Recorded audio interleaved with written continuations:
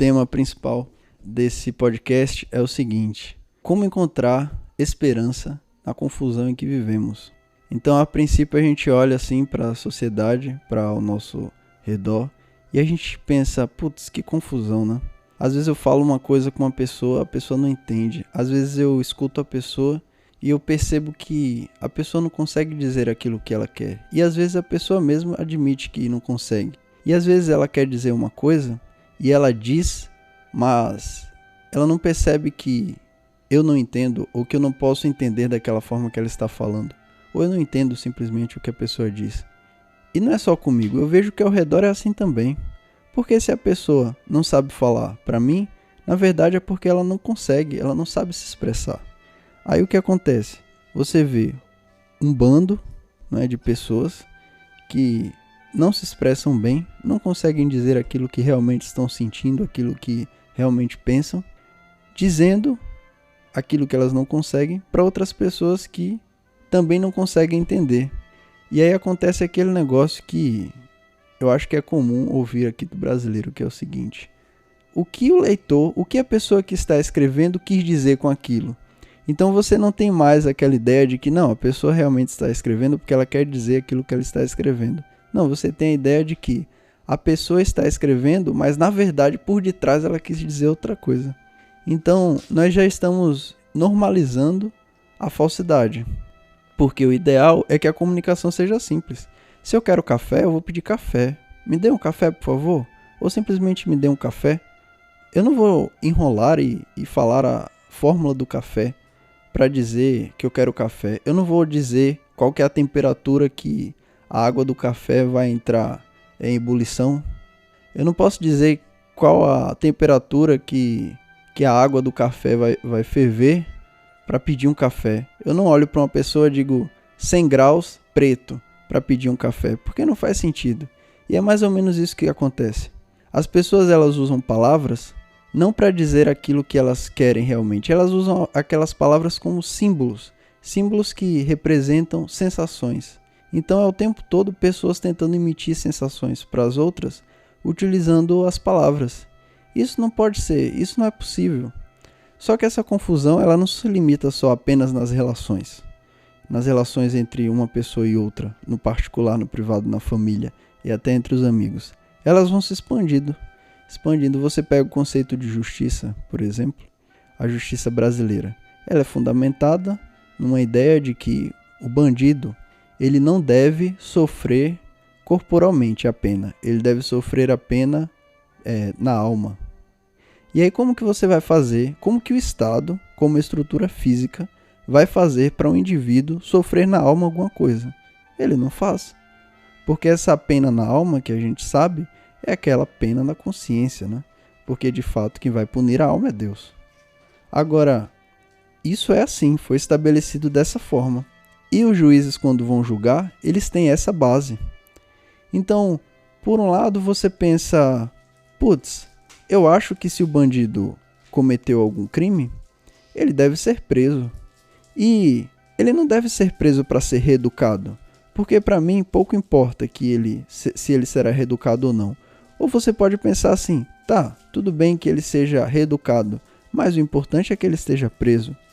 No sentido geral, a gente espera que essa pessoa ela saia da sociedade, ela fique fora da sociedade porque ela representa um risco para a sociedade. Então, como que faz para a gente reivindicar essa justiça que a gente acredita se a justiça estatal não é essa? Se a justiça estatal considera daquela primeira forma que foi dita, né, do que dessa segunda que é fundamentada normalmente por uma visão cristã, né, baseado talvez no direito romano. E aí você vai partindo para outras esferas.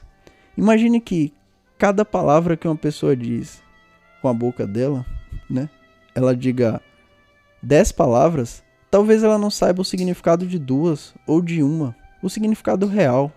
Pergunte-se a si mesmo, das coisas que você conversou, tente ler, tente lembrar das coisas que você falou, tente escrever, não é para ler. E pergunte-se a si mesmo, antes de procurar no dicionário, o significado daquela palavra. Você vai ver que algumas você não vai conseguir responder. Você pode até ter a impressão de que sabe, mas de fato você não vai saber. Raramente você vai saber, a não ser que você seja uma pessoa que tem o costume de sempre estar procurando o significado dessas palavras no dicionário, porque isso não é exigido nas nossas relações sociais. As pessoas não exigem que nós saibamos falar tudo que realmente se sabe. As pessoas não exigem que nós falamos aquilo que as palavras realmente querem dizer, porque elas não têm essa noção de que o que elas dizem na verdade não tem sentido algum. Então é provável que se você fizer isso, começar a praticar além de fazer, né? Porque é óbvio, você procura o significado das palavras, você vai ficando mais inteligente, porque você vai sabendo mais coisas. E aí quando você observa que a pessoa está usando determinada palavra que você pesquisou, viu que não sabia, agora sabe, você nota que a pessoa também não sabe. E quando você começa a fazer isso, bem, a gente aí tem um problema. O primeiro, você vai precisar fazer um trabalho de reeducação da pessoa se quiser conversar com ela. Porque, digamos assim, é uma pessoa que você gosta muito e você quer tanto ser compreendido quanto compreendê-la. Só que ela disse algo que não faz sentido. Então você precisa explicar, olha, essa palavra que você falou não faz sentido, nem essa nem essa, ou seja, sua frase não faz sentido. Porque essas palavras querem dizer isso ou aquilo. E é aí que está o primeiro problema. É a questão da tensão. Porque nem todo mundo gosta de ser corrigido. E a pessoa pode tomar aquilo como ofensa pessoal. E aí como que você faz? O segundo problema. Você está rodeado de pessoas assim. E se você percebe que as pessoas são assim, e você tenta corrigi-las ou tenta ajudar para que elas te compreendam e sejam compreendidas por você, e você recebe o impacto dessa, digamos, violência emocional, que é o da pessoa que é atingida no ego, a ideia de não saber, a ideia de a pessoa ser ignorante, de estar falando sobre aquilo que não sabe, imagina. Para uma pessoa comum, isso é devastador. Ninguém quer ser considerado ignorante. Ninguém quer ser considerado burro, né? E quando você fala uma coisa dessa, por mais que seja realidade, e que não tem problema se a pessoa sabe que é realidade e quer corrigir, mas a maioria não quer aceitar.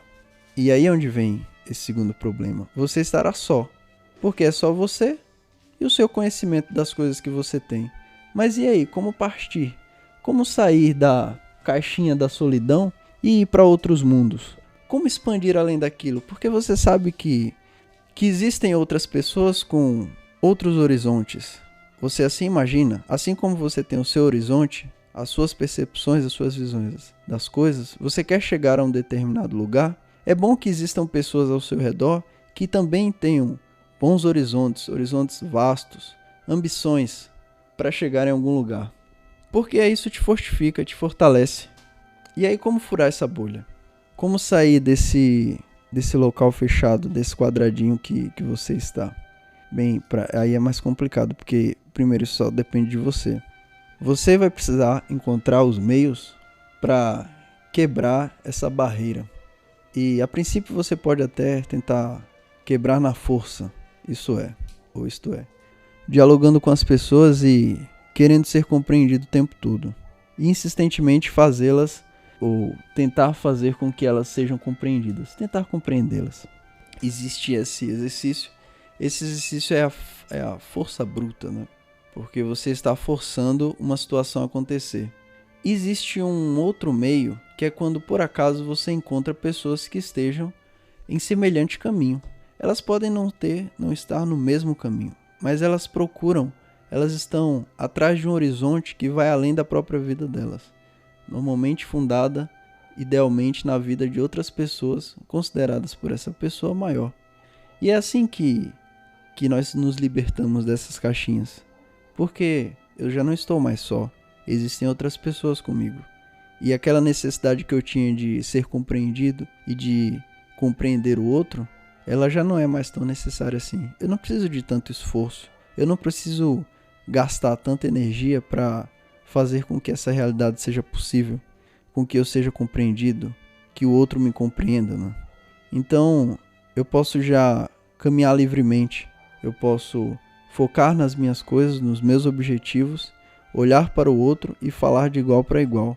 Eu posso subir no patamar e já ignorar aquelas pessoas que antes eram tão necessárias para mim. É porque ficar sozinho, a gente sabe que dependendo do momento é bom, mas nem sempre a gente não pode ficar sozinho. Nós estamos numa sociedade, nós dependemos das pessoas para tudo. Desde quando nós vamos no supermercado comprar as coisas, nós precisamos tanto do dono do supermercado quanto do funcionário.